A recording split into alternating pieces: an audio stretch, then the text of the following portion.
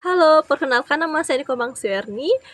Saya siswa dari Elizabeth International Hotel and Business School. Di sini saya akan menjelaskan tentang 3 tokoh entrepreneur yang telah sukses. Yang pertama yaitu Chemchicks, yaitu supermarket ternama yang telah menjual berbagai produk peternakan dan pertanian. Usaha ini didirikan oleh Bob Sadino. Siapa sih yang tidak kenal dengan pria kelahiran 1939 ini?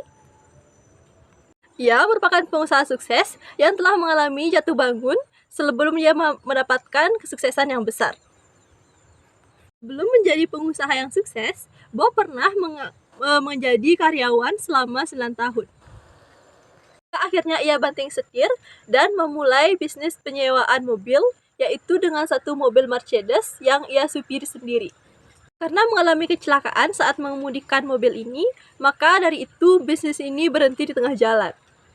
Akhirnya ia beralih profesi menjadi buruh bangunan yang dibayar dengan upah harian. Menjadi kuli, ia menemukan sebuah peluang yaitu dengan ternak ayam dan telur ayam.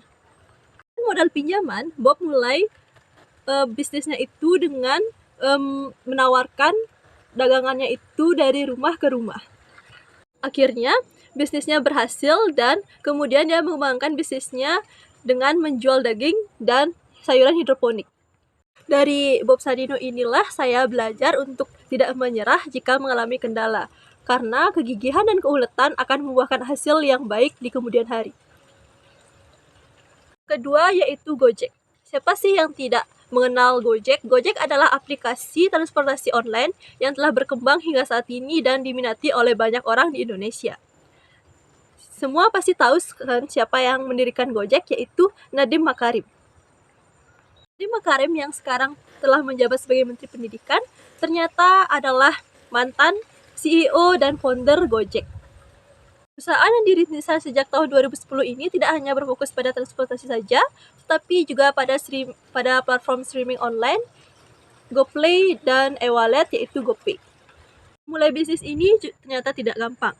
Pertama kali diluncurkan pada tahun 2010, Gojek hanya memiliki 20 driver dan harus mengalami banyak perubahan dan perbaikan. Motivasi yang dapat saya petik dari kisah Nadiem Makarim ini yaitu tidak ada jalan yang mudah untuk menjadi sukses, yaitu kita harus berani mengambil resiko yang besar jika kita ingin mewujudkan impian kita. Yang ketiga yaitu Susi Air, yang didirikan oleh Susi Pujiastuti. Siapa sih yang tidak kenal dengan Susi Pujiastuti? Beliau adalah Menteri Perikanan dan Kelautan saat ini. Beliau merupakan salah satu pengusaha sukses yang ada di Indonesia. Namun di balik suksesannya itu, beliau juga mengalami sebuah proses yang juga tidak mudah. SMP Susi yang merupakan putri dari peternak dan penjual hewan potong sapi dan kerbau ini juga sudah memulai bisnis. Tentu saja awalnya bisnis yang dikelolanya itu tidak lancar. Beliau sempat mengalami kendala ketika mengajukan dana ke bank untuk membuat pesawat Susi Air. Tujuan pesawat itu untuk memudahkan beliau mengakomodir pengiriman ikannya karena beliau berfokus karena bisnisnya itu fokus pada perikanan. Keteguhannya, beliau berhasil mengembangkan pesawat Susi Air dan mengembangkan hingga sukses hingga saat ini. Beliau saya belajar jika ingin menjadi wirausahaan sukses, kita juga harus berani gagal. Karena tidak semua usaha itu bisa berjalan lancar sesuai keinginan kita.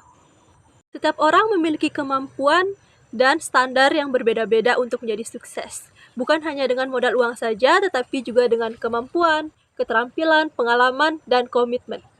Adapun motivasi yang diberikan oleh Bob Sadino yang pertama yaitu mengutamakan diri sendiri terlebih dahulu. Kita ambil contoh saat kita mengeluh dengan kinerja orang lain yang kita lihat buruk, tapi sebelum itu perhatikanlah juga performa kita terlebih dahulu.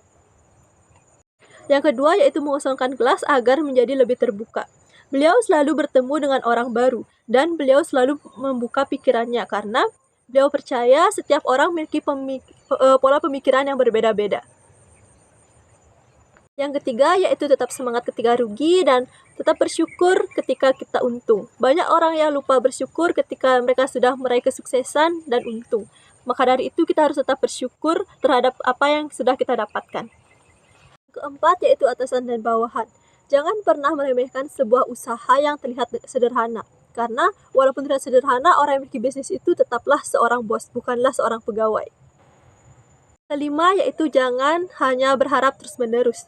Harapan memang membuat kita semangat dan terus berpikiran positif, tetapi kita lupa jika harapan tersebut bisa jadi juga tidak akan berhasil. Yang keenam, yaitu setiap orang memiliki kelebihannya masing-masing. Kita tidak boleh memandang mereka dengan sebelah mata, yaitu karena kita harus percaya setiap orang memiliki kelebihan dan kekurangannya mereka masing-masing.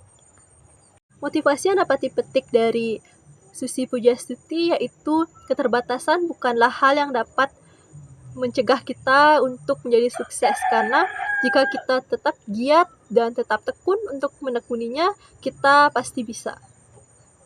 Bukan hanya gigih dalam berbisnis saja, beliau juga sangat gigih dalam pendidikannya, yaitu beliau selalu membaca untuk menambah pengetahuannya.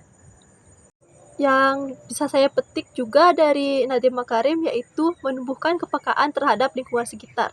Karena jika bisa kita lihat, beliau mendirikan Gojek itu karena beliau memikirkan bangsa Indonesia yang pada saat itu memerlukan sebuah transportasi untuk memudahkan, karena kita itu sudah maju dengan teknologi, maka dengan itu dengan dibuatnya sebuah transportasi online, beliau telah berhasil membuat Indonesia maju dengan teknologi.